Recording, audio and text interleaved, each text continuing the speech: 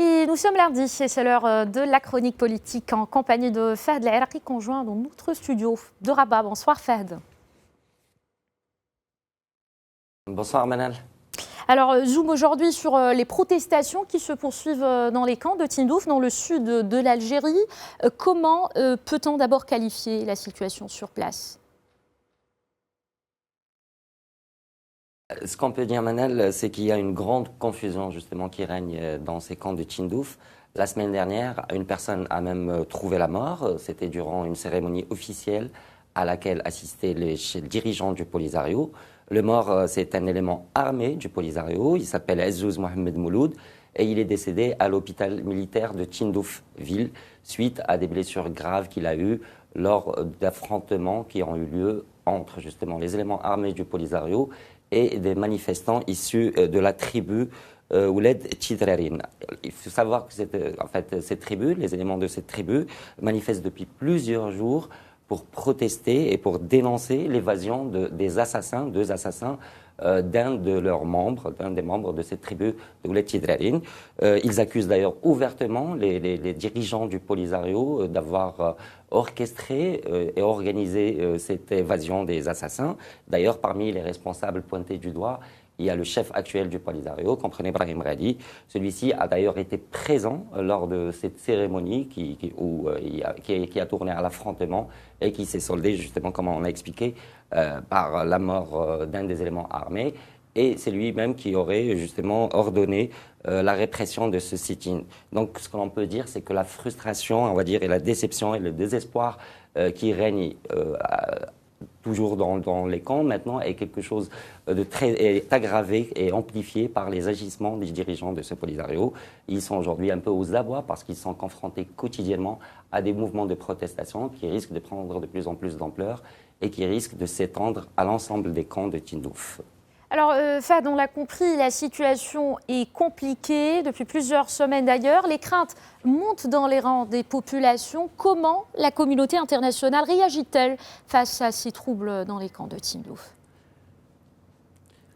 Alors, pour le moment, la communauté internationale, on va dire, a été interpellée par rapport à ce sujet. D'ailleurs, il y a une ONG qui a évoqué la question lors du Conseil des droits de l'homme de l'ONU, à Genève. C'est une organisation parmi tant d'autres qui, justement, a clairement dénoncé toutes les pratiques un peu qui ont eu lieu dans ces camps. Ça va de la torture dans les geôles, ça concerne aussi des enlèvements, des disparitions forcées, sans parler de la persécution permanente, en fait, et incessante des opposants de la direction du Polisario. Donc, ce Conseil des droits de l'homme de l'ONU, cet organisme doit agir face à ces violations importantes. Et il doit garantir un peu le respect des droits fondamentaux de ces populations, des camps situés à Tindouf, dans le territoire algérien. Donc, sachant que parmi cette population, une grande majorité sont des séquestrés, comprenez, des Marocains, qui acceptent que le Sahara est marocain et qui soutiennent cette position, mais qui sont retenus de force contre leur gré dans ces camps par les Polisario qui les présentent, lui, plutôt, on va dire, comme des réfugiés. Et ça, on sait pourquoi, parce que le Polisario ne vit que justement grâce, quelque part, à les aides humanitaires destinées à ces réfugiés. Et même, je veux dire, même sur ce point-là en particulier, toute la communauté internationale avait découvert, on va dire, la face cachée du Polisario avec un rapport accablant qui a été réalisé par l'Office européen de lutte antifraude et qui a démontré comment ces aides humanitaires sont détournées, comment elles sont revendues au marché noir et comment les dirigeants du Polisario s'en servent pour s'enrichir personnellement au détriment de la population. Alors, Fahd, parlons maintenant du Sahara marocain. Est-ce que ces protestations dans les camps de Tindouf peuvent avoir des répercussions sur le dossier ? Alors, ce qu'il faut, comprendre, c'est que déjà ce chaos qui règne dans les camps est une démonstration, s'il en fallait une, que de l'illégitimité quelque part de ce mouvement de Polisario qui revendique un pseudo-État sahraoui qu'il n'aura de toute façon jamais.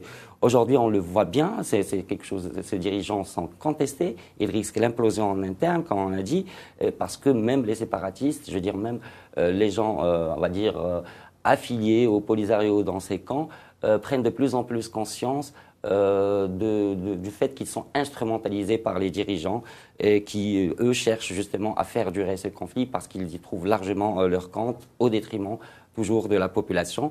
Et cette population, justement, qui est basée à Tindouf, dans des camps à côté, je veux dire, dans la région de Tindouf, elle voit bien qu'en face, je veux dire, au Maroc, il y a leurs cousins sahraouis marocains et eux qui vivent dans de meilleures conditions, qui vivent je veux dire, en sécurité sur la terre de leurs ancêtres. Là, les provinces du Sud, on le sait, on en a parlé à plusieurs reprises, sont en train de se développer, sont en train de prospérer, toute la population, évidemment, avec.